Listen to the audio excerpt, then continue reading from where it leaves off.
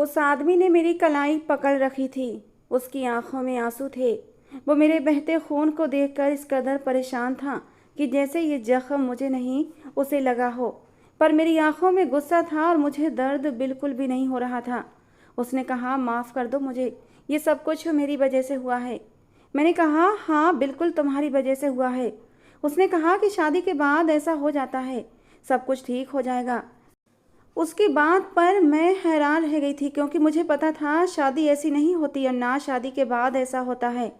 मुझे नहीं पता था कि सुहाना से दोस्ती मुझे आज इस स्थान पर लाकर खड़ा कर देगी। सुहाना हमारे पूरे मोहल्ले की सबसे ज़्यादा अच्छी लड़की थी, लेकिन अजीब बात यह थी कि कोई भी उससे दोस्ती नहीं करता था। मैं उस मोहल्ले में नई आई थी और मुझे अभी 2-3 महीने ही हुए थे, इसलिए मुझे नहीं पता था कि इसके पीछे वजह क्या है। पर मैंने उससे दोस्ती कर ली और अब मेरा उसके घर में आना जाना भी था। लेकिन वो कभी भी मुझे घर के मेन गेट से अंदर नहीं आने देती थी। कहती थी कि पीछे दरवाजे से आया करो। मुझे ये बात उसकी समझ नहीं आती थी कि इसके पीछे आखिर राज क्या है। वो मुझे मेन गेट से अंदर क्यों नहीं आने देती है, यूं चोरों की तरह पीछे के दरवाजे से क्यों बुलाती है। मैं अपने माँ बाप की सबसे लाडली बेटी थी। मेरे माँ बाप मेरी शादी जल्दी ही करना चाहते थे, क्योंकि मैं अपनी पढ़ाई करके फ्री हो चुकी थी और मेरे लिए रिश्तों की लाइन भी लगी हुई थी। और शायद वजह यह थी कि मैं हद से ज़्यादा खूबसूरत थी। मेरे माँ बाप को भी चिंता रहती थी कि मैं अपने घर की हो जाऊं तो अच्छा है, क्योंकि क्योंकि आजकल का जैसा ज़माना है, लड़कियों को जल्द से जल्द अपने घर का हो जाना चाहिए। हालांकि मैं अपने माँ बाप की सोच से एग्री नहीं करती थी, लेकिन अपने माँ बाप को कैसे समझाती, जो हमेशा मेरी वजह से चिंता में पड़े रहते थे कि कहीं कोई ऊंच नीच ना हो जाए। मेरी माँ मुझे देखकर हर वक्त खौलती रहती थीं। कहती, एक तो भगवान ने इतनी खूबसूरती दी है, ऊपर से ज़माना ख़राब है, मुझे तो तेरी चिंता सताती रहती है। मैंने अपनी माँ को समझाया करती थी, लेकिन मेरी माँ के दिल को चैन नहीं मिलता था। आजकल मेरे लिए वो ज़ोर शोर से रिश्ता ढूंढ रही थी और फिर मेरे लिए मोहित का रिश्ता आ गया, जो पहले मेरे साथ ही पढ़ता था। अब हमारी पढ़ाई पूरी हो गई थी, लेकिन उसने अब रिश्ता भेजा था। सबको यही लगा था कि शायद ये लोग साथ पढ़ते हैं तो एक दूसरे को पसंद करते होंगे, और ये बात कुछ हद तक सही भी थी। मुझे वो अच्छा लगता था। उसका नाम मोहित था और मेरा नाम दिया। मैं उसे मोहब्बत करती थी, तो उसके जज्बात भी मुझसे अलग नहीं थे। वो भी मुझसे मोहब्बत करता था और इसीलिए उसने अपना रिश्ता भेजा था।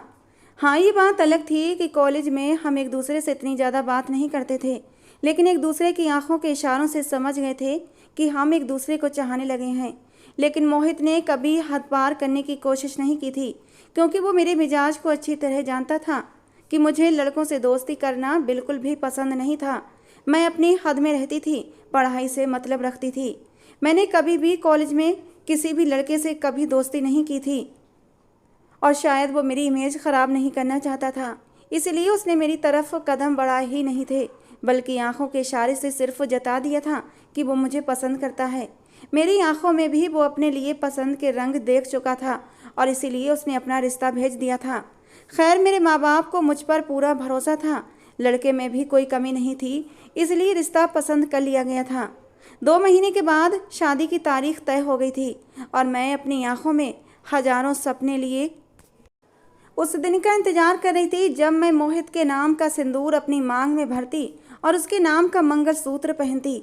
लेकिन मुझे नहीं पता था कि इससे पहले ही मेरी ज़िंदगी में एक ऐसा मोड़ आ जाएगा जो मेरी ज़िंदगी को तहस नहस करके रख देगा। मोहित से मेरी शादी हो रही थी और मैं मंडप में बैठी हुई थी, बहुत खुश थी कि तभी वहाँ पर एक आदमी आया जिसको मैंने पहले कभी देखा तो था, लेकिन मुझे ये नहीं पता था कि वो कौन है। पर उसके आने के तरीके से साफ पता चल रहा था कि वो किसी अच्छे काम के इरादे से नहीं आया था। उसका नाम रघुवीर था, लेकिन सब उसे रघु दादा के नाम से जानते थे, और नाम से ही पता चल रहा था कि वो किस टाइप का आदमी था। उसके पास वो सारी चीज़ें थीं जिससे वो किसी को भी डरा सकता था। उसने आते ही शादी रुकवा दी और कहने लगा, दिया से शादी सिर्फ मैं करूँगा, क्योंकि मैं उसे पसंद करता हूँ। उसकी ये बात सुनकर मैं हक्का बक्का रह गई थी। मेरे माँ बाप भी उसके अंदाज से डर गए थे। हम लोग शरीफ लोग थे, और सबसे अजीब बात तो ये थी कि जब उसने मोहित को कहा कि यहाँ से चला जा, नहीं तो तुम्हारी खोपड़ी उड़ाकर रख दूंगा, अगर अपनी जान प्यारी है तो अभी कभी ये शादी छोड़कर चले जाओ। मुझे लगा था मोहित डटकर खड़ा हो जाएगा और मुझे उस रघु नाम के आदमी से बचाएगा। लेकिन मैं तो आंखें फाड़े मोहित को देख रही थी जब उसने अपने गले में पड़ी वरमाला को उतार कर साइड में रखा और वहाँ से जल्दी से भाग गया। जाते जाते अपने माँ बाप को भी अपने साथ ले गया था। कहने लगा, मुझे बिन मौत नहीं मरना, अगर ज़िंदगी रही तो तुम जैसी लड़कियाँ और भी मिल जाएंगी। मैं हैरान रह गई थी। मेरी हालत तो ऐसी हो गई थी जैसे ना तो मुझे कुछ सुनाई दे रहा था और ना ही दिखाई दे रहा था। रघु ने गन पॉइंट पर मुझसे शादी कर ली। मैं शादी करना नहीं चाहती थी, लेकिन रघु के आदमियों ने मेरे माँ बाप के ऊपर बंदूकें तानी हुई थीं। अपने माँ बाप की जान बचाने की खातिर मुझे रघु से शादी करना पड़ी। जब मेरी और रघु की शादी हो गई तो वो मेरे माँ बाप से कहने लगा, आप चिंता मत करें, मैं बुरा आदमी नहीं हूँ, मेरा अपना बहुत बड़ा मकान है, आपकी बेटी को बहुत खुश रखूँगा। आपकी बेटी मेरी बहन की बहुत अच्छी दोस्त भी है। सुहाना जो इतनी देर से चुप खड़ी थी लेकिन शक्ल से बहुत परेशान लग रही थी। मुझे तो अब पता चला कि रघु सुहाना का भाई था और शायद उसके घर में ही उसने मुझे देखा था। मैंने भी उसे कभी कभी रास्ते में देखा था, लेकिन मुझे नहीं पता था ये सुहाना का भाई है। मुझे अब सुहाना पर गुस्सा आ रहा था। मेरी आंखों में आंसू भरे हुए थे। मैंने शिकवा भरी नज़रों से सुहाना को देखा था। सुहाना से दोस्ती मुझे महंगी पड़ी थी। उसकी नज़रों से साफ पता चल रहा था जो कुछ भी हुआ था वो भी सबसे खुश थी। मैं शादी को स्वीकार नहीं कर पा रही थी। माना कि मोहित ने मुझे धोखा दिया था, मुझे मुश्किल में छोड़कर भाग गया था। मेरे दिल में उसके लिए भी गुस्सा और नफरत उभरने लगी थी, लेकिन मैं रघु के लिए भी तैयार नहीं थी। उसने भरे मंडप में मेरे माँ बाप की इंसल्ट की थी, उनके ऊपर बंदूक तान कर जबरदस्ती मुझसे शादी की थी, मेरे आत्मसम्मान को ठेस पहुंचाई थी, मेरा अपमान किया था, सबके सामने मेरे घर में घुस आया था और मेरे माँ बाप को अपमानित किया था। वो मुझसे गन पॉइंट पर बिहाकर अपने साथ लेकर जा रहा था और ये कोई छोटी बात नहीं थी कि मैं हंसी खुशी आंखों में नई जिंदगी के सपने सजा उसके साथ चल पड़ती, उसे अपना पति मान लेती। ऐसा कैसे हो सकता था? मैंने भी सोच लिया था कि मुझे अब आगे क्या करना है। जब मैं विदा हो रही थी तो मेरे पापा रो रहे थे। उनके आंसू और मेरी माँ की बेबसी देखकर मुझे बहुत सदमा लगा था, लेकिन इस वक्त तो मैं मजबूर थी अपने माँ बाप को खुश करने की खातिर। मैंने अपनी आंखों में आए आंसू साफ किए थे। मैंने अपनी माँ को तसल्ली दी कि माँ, जो कुछ हुआ बुरा हुआ, लेकिन अब मेरी रघु से शादी हो चुकी है। आप खुद को संभालें और मुझे भी हिम्मत दें। मैं विदा होकर रघु के साथ आ गई थी, उस इंसान के साथ जिससे मुझे नफरत महसूस हो रही थी। मुझे रघु के कमरे में बिठा दिया गया था। थोड़ी ही देर बाद सुहाना कमरे में आई थी। इससे पहले कि कुछ बोलती मैंने उसे हाथ के इशारे से चुप करवा दिया था। मैंने कहा, कोई ज़रूरत नहीं है कुछ भी बोलने की, तुम्हें सब कुछ पता था, जो कुछ हुआ तुम्हारी वजह से हुआ है। अगर तुम चाहती तो मुझे पहले से आगाह कर सकती थी।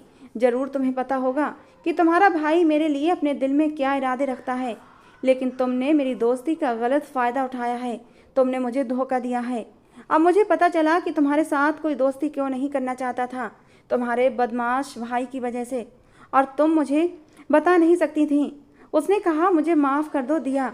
भाई ने मुझे 2-3 बार कहा था कि मुझे तुम्हारी दोस्त दिया बहुत अच्छी लगती है, प्यार करता हूँ मैं उससे शादी करना चाहता हूँ।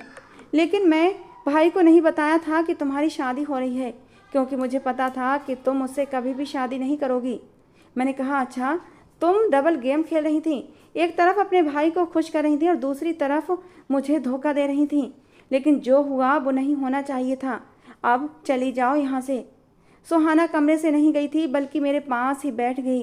कहने लगी, दिया, लेकिन तुम तो मुझे बहुत मानती थी, मेरे बिना तुम्हें चैन नहीं आता था।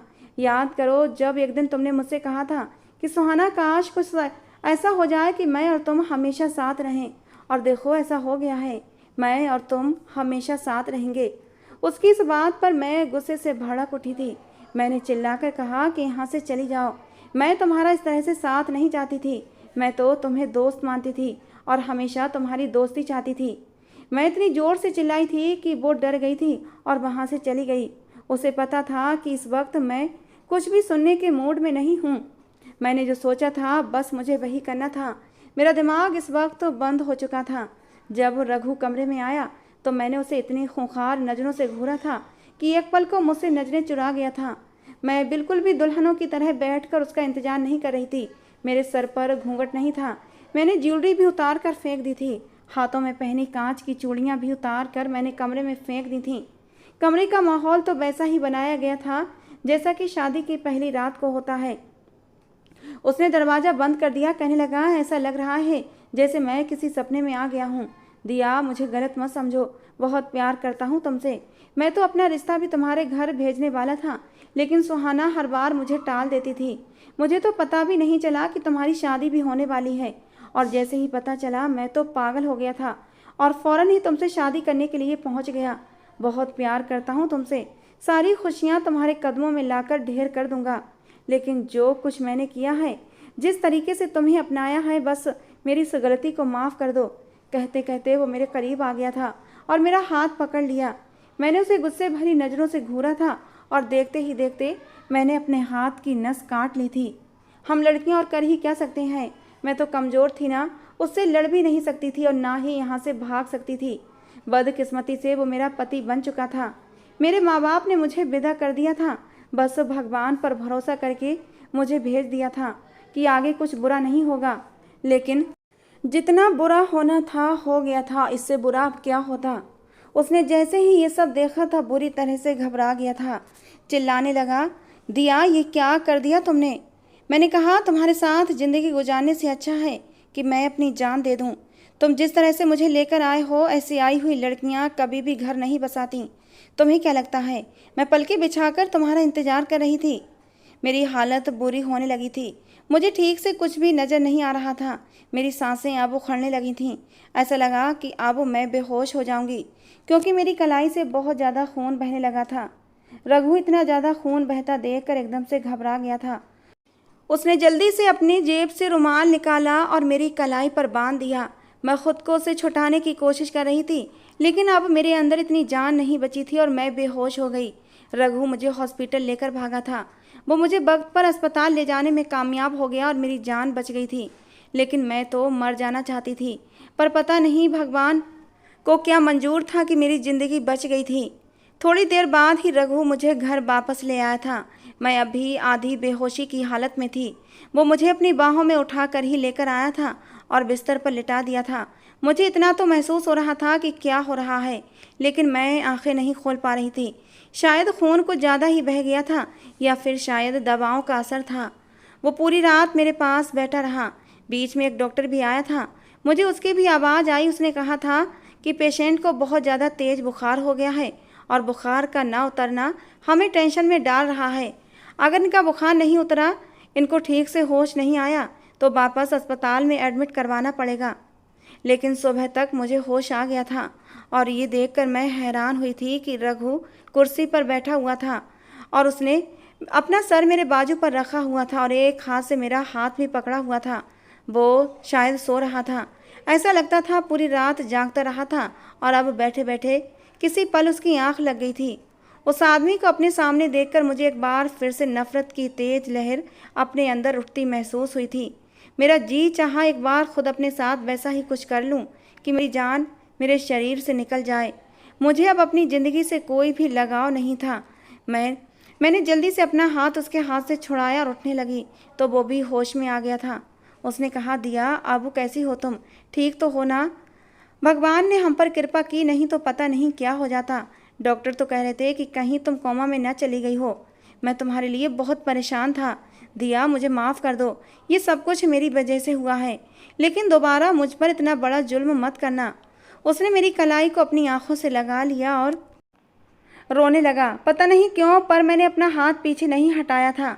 थोड़ी देर के बाद वहाँ सुहाना आ गई और रघु ने सुहाना से कहा कि अपनी भाभी का ध्यान रखो। ये कहकर रघु बाहर चला गया था। शक्ल से सुहाना भी परेशान लग रही थी, जैसे सारी रात जागती रही है। उसने कहा कि तुमने तो हमें डरा दिया था। हमने तो सोचा भी नहीं था कि तुम ये सब कुछ कर बैठोगी। मारना चाहती हो खुद को, लेकिन क्यों? मेरा भाई रघु इतना बुरा नहीं है। उसे एक बार आजमा कर तो देखो, तुम्हारी ज़िंदगी स्वर्ग बन जाएगी। मैंने कहा कि मैं जिंदा क्यों हूँ, तो कहने लगी कि भाई इतना बुरा इंसान नहीं है। हम लोग बहुत ज़्यादा गरीब थे। बाबूजी ने लोगों से बहुत कर्जा लिया था।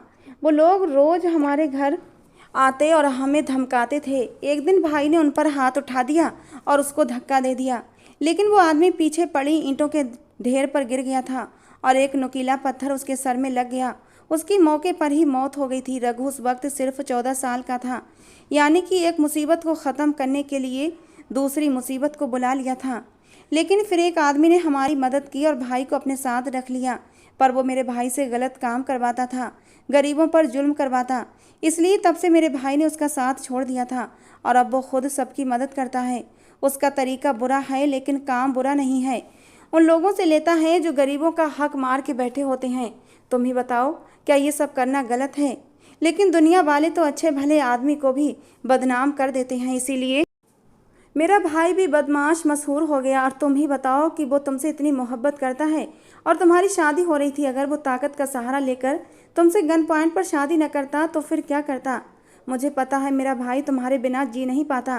पहले मैंने भाई को तुमसे दूर करने की बहुत कोशिश की थी, लेकिन मुझे पता है भाई तुमसे बहुत प्यार करता है, तुम्हारे बिना जी नहीं पाता। इसीलिए उसने तुमसे गन पॉइंट पर शादी की थी। और तुम्हें क्या पता कि रात को भाई तुम्हारे लिए कितना ज़्यादा परेशान था। 1 मिनट भी नहीं सोया था, खाना भी नहीं खाया और तुम्हारे पास ऐसे बैठा था जैसे उसकी ही जान निकल गई हो। लेकिन तुम अभी नहीं समझोगी, क्योंकि तुम अभी गुस्से में हो। धीरे धीरे तुम्हें समझ आ जाएगी। मैंने कहा कि मुझे कभी समझ नहीं आएगी। गलत काम हमेशा गलत होता है, गलत काम के पीछे कोई वजह नहीं होती। और अगर उसे मुझसे मोहब्बत थी तो इसका मतलब ये तो नहीं कि मुझे भी उससे मोहब्बत हो जाएगी। मैंने कहा कि मुझे रोहित पसंद था, मैं उससे प्यार करती थी। सुहाना कहने लगी, वो रोहित जो तुम्हें मुसीबत में देखकर एक धमकी पर ही अपने माँ बाप को लेकर मंडप से भाग गया था, उसके साथ तुम्हारी क्या ज़िंदगी होती? वो तो कभी भी तुम्हें मुसीबत में छोड़कर भाग जाता। वो एक डरपोक आदमी था। लेकिन मेरा भाई तुमसे सच्ची मोहब्बत करता है, तुम्हें ये बात समझ आ जाएगी। रात हुई तो रघु मेरे कमरे में आया। मैं पहले से ही गुस्से में बैठी थी। वो मेरे लिए मेरी पसंद का तंदूरी पनीर टिक्का लेकर आया था। शायद उसने सुहाना से पूछा था और मैंने खाना नहीं खाया था। सुहाना ने शायद उसे बता दिया था और वो खाने पीने का बहुत सारा सामान लेकर आया था। सारा सामान उसने टेबल पर रखा और कहने लगा कि मैंने सुहाना से पूछा था तुम्हें खाने में क्या पसंद है, तुम्हारे लिए वही सब लेकर आया हूँ। मैंने कहा क्यों? पहले मुझे खिलाओगे, उसके बाद वसूल करोगे। पूरा दिन तो तुम कमरे में नहीं आए थे और रात होते ही तुम कमरे में आए हो। अगर मेरा इतना ही ख्याल था तो पूरा दिन कहाँ थे? वो हैरान होकर मुझे देखने लगा। उसने कहा कि तुम आराम कर रही थी, इसलिए मैं बाहर था। मैं तुम्हें परेशान नहीं करना चाहता था। मैंने कहा अच्छा, इतनी ही मेरी चिंता थी तो अब क्यों आए हो? कमरे में जाओ। ये तुम चाह रहे हो वो कभी भी हो नहीं सकता। तुमने मुझसे शादी की है इसलिए कि तुम मेरे शरीर को हासिल कर सको, लेकिन याद रखना तुम मेरे तन को तो हासिल कर लोगे लेकिन मेरे मन को कभी जीत नहीं सकते। आज तुम मेरे साथ ज़बरदस्ती कर सकते हो, लेकिन याद रखना मेरे मन के दरवाज़ों को तोड़ सकते हो लेकिन उन्हें खोल नहीं सकते। ये कहते कहते मैंने अपना दुपट्टा अपने गले से उतार कर दूर फेंक दिया था। मैंने कहा लो, कर लो अपनी मर्जी पूरी, क्योंकि मुझे पता है मैं कमज़ोर सी लड़की तुम जैसे बदमाश लड़के का कुछ भी बिगाड़ नहीं सकती। ज़्यादा से ज़्यादा मैं अपनी जान ही ले सकती हूँ और वो मैं लेकर देख चुकी हूँ। लेकिन शायद भगवान को भी मुझे अभी मौत नहीं देनी, इसीलिए मुझे ज़िंदगी दे दी। रघु कुछ देर तक मुझे देखता रहा, फिर उसने ज़मीन पर पड़ा हुआ दुपट्टा मेरे कंधों पर लाकर फैला दिया। बड़े ही प्यार से मुझे बेड पर बिठाया। कहने लगा, दिया, जब तक तुम नहीं चाहोगी मैं तुम्हें हाथ भी नहीं लगाऊंगा। मैं सिर्फ तुम्हें ये चीज़ें देने के लिए आया था क्योंकि तुमने सुबह से कुछ नहीं खाया है।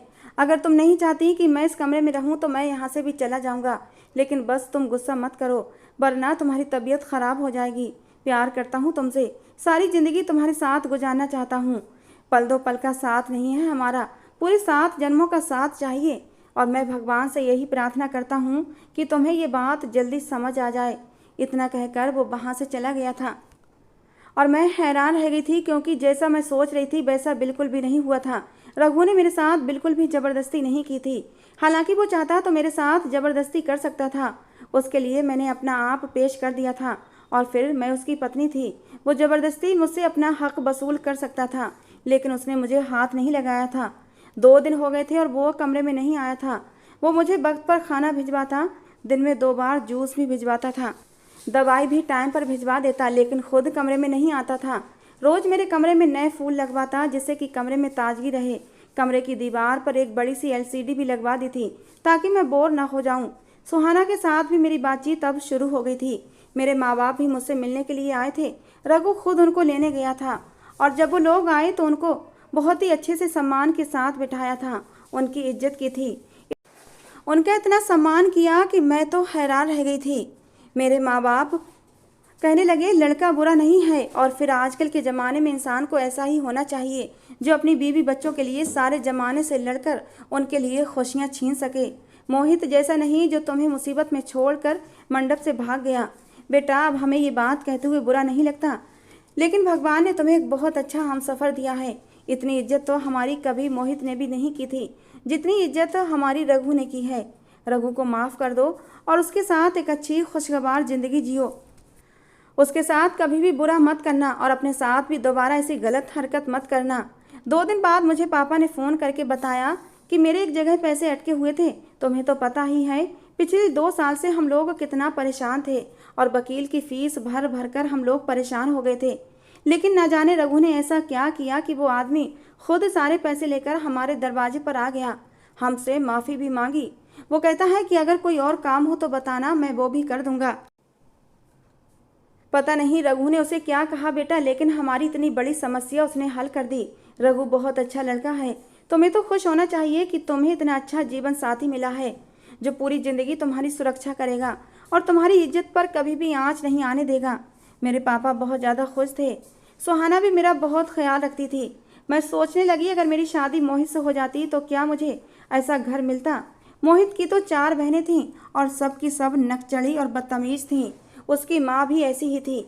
शादी पर ही इतनी अजीब बातें कर रही थी। उसने हमसे पूरे 10 लाख रुपये मांगे थे, तब जाकर रिश्ता तय हुआ था, और मेरे पापा ने वो पैसे कर्ज पर ही उठाए थे। तभी तो वो पैसों के लिए परेशान थे। लेकिन यहाँ पर रघु मेरा बहुत ख्याल करता था, मेरे माँ बाप की भी बहुत ध्यान रखता था।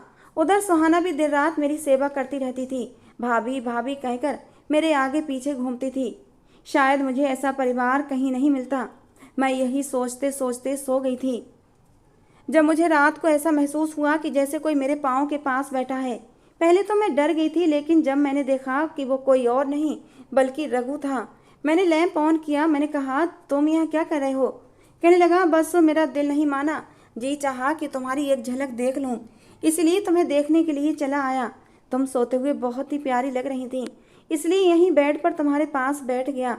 मैंने कहा, लेकिन मैंने तुमसे कहा था ना कि मेरे कमरे में मत आना। मेरी बात सुनकर वो शर्मिंदा हुआ था, नजरें चुरा गया। कहने लगा, मैंने तुम्हें जगाया नहीं था, चुपचाप तुम्हें देख रहा था, थोड़ी देर बाद ही चला जाता। माफ़ कर दो, मैं अभी चला जाता हूँ। इतना कहकर वो वहाँ से वापस चला गया था और मैं कुछ भी कह नहीं पाई थी। उसके बाद अब मैं धीरे धीरे बदलने लगी थी। अपने माँ बाप के घर भी गई थी। रघु ही मुझे लेकर गया था। मेरे माँ बाप भी बहुत खुश थे। मेरी मम्मी ने मुझे समझाया कि कभी कभी कोई इंसान हमें इसलिए भी अच्छा लगने लगता है कि वो हमारे अपनों के साथ बहुत अच्छे से पेश आता है, और शायद रघु की इसी अच्छाई ने मुझे अपनी तरफ खींच लिया था। वो मुझसे जुड़े हर रिश्ते का बहुत ख्याल करता था, मेरी छोटी छोटी बातों का एहसास करता था। हमारी शादी को 2 महीने हो गए थे और उसने वाकई मुझे हाथ तक नहीं लगाया था। अगर वो बुरा आदमी होता तो कभी भी ऐसा नहीं करता, बल्कि अपना हक समझकर मेरे साथ ज़बरदस्ती अपना हक वसूल करता। मेरे दिल में भी अब उसके लिए प्यार पनपने लगा था। ये कैसा प्यार था मुझे समझ नहीं आ रहा था। ये कैसी कशिश थी कि मैं उसके बारे में ही सोचने लगी थी, ना चाहते हुए भी हर वक्त रघु के बारे में सोचती। अब मेरा दिल अंदर कमरे में नहीं लगता था। मैं बाहर आती और रघु को देखने की कोशिश करती, लेकिन मैं अपने मुंह से रघु को कह नहीं सकती थी कि तुम मेरे साथ मेरे कमरे में रहो। वो मेरा पति था, लेकिन ऐसा लगता था कि उसके पास जाने के लिए मुझे बहुत लंबा रास्ता तय करना पड़ेगा। मैंने उसे कहा था कि तुम्हारे साथ रहने से अच्छा है मैं खुद को ख़त्म कर लूँ, और अब मैं उसके बगैर रहना नहीं चाहती थी। मैं उसे कैसे बताती कि मोहब्बत की देवी मुझ पर मेहरबान हो गई है और अब मैं तुम्हारे बगैर रह नहीं सकती। ये बहुत मुश्किल काम था मेरे लिए। मैंने कभी उसे कहा था कि मैं उससे नफ़रत करती हूँ, इतनी नफ़रत कि अपने आप को ख़त्म करना चाहती हूँ। तो फिर अब ये कैसे कहती कि मोहब्बत हो गई है मुझे तुमसे। मैं बहुत मुश्किल में पड़ गई थी। कभी कभी ऐसा लगता कि ये बहुत आसान है, लेकिन मैं डर जाती, कदम पीछे खींच लेती। एक दिन वो खुद ही मेरे कमरे में चला आया, मुझसे मेरी तबीयत पूछने लगा, जबकि मैं तो कब की ठीक हो चुकी थी। लेकिन मैंने झूठ मूठ कह दिया कि मेरे हाथ में अभी दर्द होता है जहाँ से मैंने नस काटी थी। कहते कहते मैंने अपना हाथ उसकी तरफ बढ़ा दिया था। उसने बेचैन होकर मेरा हाथ पकड़ लिया और मेरे हाथ को देखने लगा, लेकिन मैं धीरे धीरे उसके और भी करीब हो गई थी, इतनी करीब कि मेरी सांसें उसके चेहरे पर पड़ने लगी थीं। उसने एकदम चौंक कर मेरी तरफ देखा था और जल्दी से मेरा हाथ छोड़ दिया। शायद वो भी सब कुछ समझ चुका था। मैंने एक नज़र उठाकर उसके चेहरे की तरफ देखा, जहाँ सिर्फ और सिर्फ अविश्वास था, लेकिन आंखों में ऐसी चमक थी जैसे उसे दुनिया की सारी खुशी मिल गई हो। कहने लगा, सच में दिया, क्या तुमने मुझे माफ़ कर दिया? मैंने सर को हाँ में हिला दिया। मेरा इशारा पाते ही रघु ने मुझे कसकर अपनी बाहों में भर लिया था। कहने लगा, दिया, मुझे विश्वास नहीं हो रहा कि तुमने मुझे माफ़ कर दिया और मेरी मोहब्बत को अपना लिया है। कुछ देर बाद उसने मुझे खुद से अलग किया था। शर्म के मारे मैं निगाह नहीं उठा पा रही थी। मेरी ये शर्मो हया देखकर रघु जोर से हंस पड़ा था। कहने लगा, पति हूँ तुम्हारा, इतना शर्माने की ज़रूरत नहीं है। मैंने आंखें खोलकर उसकी तरफ देखा तो उसकी आंखों में मुझे अपने लिए मोहब्बत ही मोहब्बत नजर आई थी कि जितनी शायद मैंने आज तक सपने में भी नहीं सोची थी। मैं फिर से उसके गले लग गई और रोने लगी। मैंने कहा, मुझे माफ़ कर दो, मैंने तुम्हें गलत समझा था। इसी समाज की जबान बोल रही थी, समाज की आंखों से ही देख रही थी। ये नहीं देखा कि तुम मुझसे कितना प्यार करते हो और मैं पागल तुम्हें कितना बुरा भला कहती रही, तुम्हारे साथ कितना बुरा करती रही। वो कहने लगा, अच्छा तो मैंने भी तुम्हारे साथ नहीं किया था, गलती मुझसे भी हुई थी, मुझे भी माफ़ कर दो और मैं भी तुम्हारा गुस्सा माफ़ कर देता हूँ। मैंने कहा कि कर दिया माफ़, बस अब तुम्हारे साथ ही रहना है। कहने लगा, अभी मुझे थोड़ा काम है, मैं रात को वापस आता हूँ। ये कहकर वो कमरे से चला गया और जाते जाते अचानक पलटकर मुझे देखा और कहने लगा, रात को आ जाऊँ ना? मैंने कहा, हाँ आ जाना, तुम्हारा ही, और अगर तुम नहीं आए तो मैं आ जाऊंगी तुम्हारे कमरे में। इस बात पर हम दोनों ही हंसने लगे थे, लेकिन जब वो चला गया तो मेरी आंखों में खुशी के आंसू भी थे। मैंने रघु को दिल से स्वीकार कर लिया था। शादी तो हमारी पहले ही हो चुकी थी, मगर अब हम लोग दिल से एक दूसरे के हो गए थे। मैंने सुहाना से भी माफ़ी मांग ली थी, क्योंकि मैंने उसे भी बहुत बातें सुनाई थीं। उसने भी मुझे एक ही पल में माफ़ कर दिया था। लेकिन रात के 11 बज गए थे और रघु वापस नहीं आया था। अब तो मुझे उसकी चिंता होने लगी थी। मैंने सुहाना से पूछा, रघु कहाँ है? मेरी ये बेताबी देखकर सुहाना शरारत से मुस्कुराने लगी। कहने लगी, मैं बहुत खुश हूँ कि तुमने भाई की मोहब्बत को स्वीकार कर लिया है। उसकी बात पर मैं हंस दी थी। कहने लगी, कुछ देर इंतजार कर लो, बस तुम्हें भाई के पास ही पहुँचा दूंगी। मुझे कुछ समझ नहीं आ रहा था। सुहाना की आंखों में कुछ ऐसा था जो मैं समझ नहीं पा रही थी। सुहाना ने मुझे मेरे कमरे में भेज दिया। कुछ देर बाद वो मेरे कमरे में आई थी। मुझे एक मैरून रंग का लहंगा देते हुए कहने लगी, लो इसे पहनकर तैयार हो जाओ, भाई ने खास तुम्हारे लिए भेजा है। उस मैरून रंग के लहंगे को देखकर मैं सब कुछ समझ गई थी। मेरी आंखें शर्म से खुद ब खुद झुक गई थीं। सुहाना के सामने मुझे शर्म आ रही थी, क्योंकि मुझे पता था आज रघु के इरादे क्या थे। मेरी झिझक देखकर सुहाना ने मेरी मुश्किल हल कर दी। कहने लगी, इतना शर्माने की ज़रूरत नहीं है, मुझे पता है आज तुम दोनों की ज़िंदगी की नई शुरुआत होने वाली है और मैं भगवान से प्रार्थना करती हूँ कि तुम दोनों को किसी की नज़र न लगे। सुहाना ने मुझे तैयार कर दिया था और मुझे ले जाकर रघु के कमरे में छोड़ दिया। मैं अंदर गई तो दंग रह गई थी, क्योंकि पूरा कमरा फूलों से सजाया गया था। रघु अपनी शादी की पहली रात को स्पेशल बनाना चाहता था और उसने स्पेशल ही बनाया था। पूरा कमरा ऐसा था जैसे दुल्हन की तरह सजाया गया हो। मैं कमरे में दाखिल हुई तो रघु ने हाथ पकड़कर मुझे बेड पर बिठाया था। आज उसकी आंखों में मोहब्बत को पा लेने का नशा था। उसने मुंह दिखाई में एक प्यारी सी चैन मेरे गले में पहनाई थी और मेरे माथे को चूमकर मुझसे वादा किया था कि ज़िंदगी में तुम्हें इतनी खुशियाँ दूंगा कि तुम्हारा दामन कम पड़ जाएगा। मैंने भी रघु के सीने पर अपना सर रख दिया था और अपनी आने वाली ज़िंदगी के लिए भगवान से प्रार्थना करने लगी थी। और वाकई रघु ने मुझे इतना प्यार दिया कि मैं सब कुछ भूल गई थी। तो दोस्तों, आज की हमारी ये कहानी आपको कैसी लगी ज़रूर बताना। पसंद आई हो तो प्लीज़ लाइक करना। रोज़ एक नई कहानी सुनने के लिए हमारे चैनल को भी सब्सक्राइब करना। मिलते हैं दोस्तों अगली किसी नई कहानी के साथ।